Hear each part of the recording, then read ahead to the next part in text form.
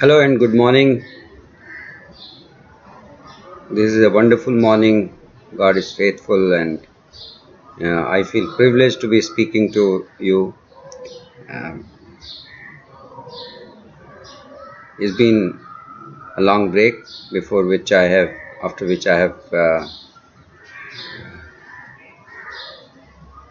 recording this video. I hope you are having a good time. I'm praying for you. I don't know many of you who are there. Some tell me that you listen to this. I believe there are others whom I don't know. But I pray for you. And I pray that you will grow in your walk with God. And this morning I am going to refer to a parable. A parable is a story which Jesus told to teach a wonderful spiritual principle. Uh, this is a principle regarding knowing God. This is a principle regarding learning about life from the perspective of God. And in this parable, Jesus tells that a sower, a person who is sowing the seeds, he went to the field to sow. So he is having seeds, and seeds in this parable are the words of God, the thoughts, knowledge, understanding, the deep things of God. And God is sowing it, and the soil is the human heart. And it talks about some of these seeds fell on the wayside, and it's basically the road on top of the ground. And these seeds, very soon the birds of the air came and carried the seed away. The seed got wasted. Thoughts The thoughts came, they were heard, but they were ignored, and the life went on. However, there is another group of people where the seed fell on the stony ground, and in this case there was little bit soil there, and the seeds actually grew and very quickly. But since there was no depth when the sun came, uh, the the plant dried up. Then the third category, the seed fell amongst the thorny bushes, and it grew. It grew for a while, but when it came the time to bear fruit, the thorns choked it up. And this is compared to like being so occupied with the other details of life, giving priorities to things which are material. I know of a lot of people who come to God, come to Christ basically in order to get a resolution to their problem. They are having some struggle, they want a solution, they are maybe a healing. They come to God, and there is a work which happens. They see the reality of God a little bit, and they are excited about it. They even probably get healed, but eventually um, the thorns choke this plant, and there is no fruit.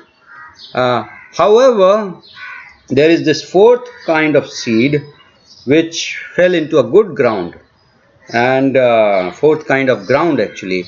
And these are the people who produce fruit. The thoughts which they receive start producing fruit in their life deep within, and there is a transformation. There is a real change, deep change, which becomes meaningful and which carries on, and they produce fruit in some cases 100 times, some cases 60 times, some cases 30 times.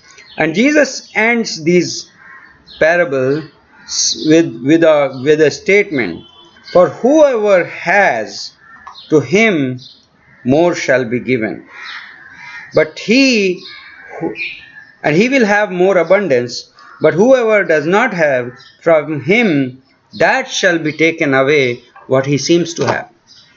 Now this is an amazing thing, that God is always active in people's life. Whoever you are, wherever you are, consider this: God is active in your life. Maybe you don't know. Maybe you think that He is not. Maybe you have even said in your heart, I wonder whether there is God, or I wonder whether God is involved in my life. And the answer is, Bible tells that God is so near. God is so personal. God numbers our hairs. God knows every day. God knows our heart. God plans for our lives. But if we ignore it, the issue is not of the ear. The issue is of the heart. Issue is not intellectual. Issue is of the will. What choices do I make? Am I willing to humble myself before the reality of God? Bible presents God as a loving God. Bible presents God as the one who became man, Jesus Christ. And He lived on this earth. He gave enough evidence to the mankind. He is a historical man. He is not a mythological figure. He is not an imagination of anybody. He really lived. He existed. There is an evidence in the history that Jesus Christ existed. He lived on the face of this earth, and He was a unique man. There was nobody like Him. He did the kind of things no man can even dare to claim that He could do that. And Jesus did those things. He hung on the cross and He predicted His death. And He said, I am going to die on the cross for your sake.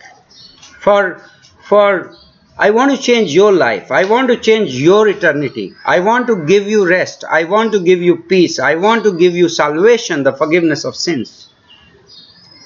And man can come to this intellectually.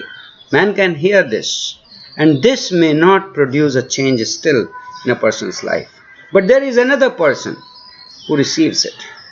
Who receives it deep within in the heart. Did you understand it fully? And the person may say, no, I don't fully get it. I don't have full grasp on it. But there is a reality which is drawing me close. There is a reality which suggests to me deep within in my heart that I want to agree to this reality. And the answer is, you are on a good ground. You are going in the right direction, because he who has will be given more. Once you agree to the reality which God has shown you, there will be more coming your way. And all we need to do is believe in God. Trust Him. Trust Him. Trust the one who is speaking to you. Trust the one who is working in your life. And there is a transformation coming. Deep within, the real change begins from the deep within. It's not the outside. We often look at the outside when we are looking for the change. But actually the change is on the inside. Last night a person called me from a far country. And this person was a friend of mine. His life went through a major struggle. We prayed for him for that time. During that time period, a lot of changes happened in his life, but the changes were halfway. He did have some transformations, and then it almost seemed like he vanished actually from my life. He got a job abroad, and I have not seen him. I have not heard from him for very, very long time. Yesterday when he called me, he told me he after these many years he could recollect my number from his memory. My number was not stored in his phone, and he called me and he said, it seems like I have got success now, I've got a family now, I have got children now, but it seems like there is still something missing. And I felt that it is you who can tell me what is missing. And I told him, it's God who is working in your life, and God is wanting you to just turn your ears towards Him, turn your heart towards Him, and it will be okay. The change has begun, and the change will come. He who has began a good work in you will also complete it.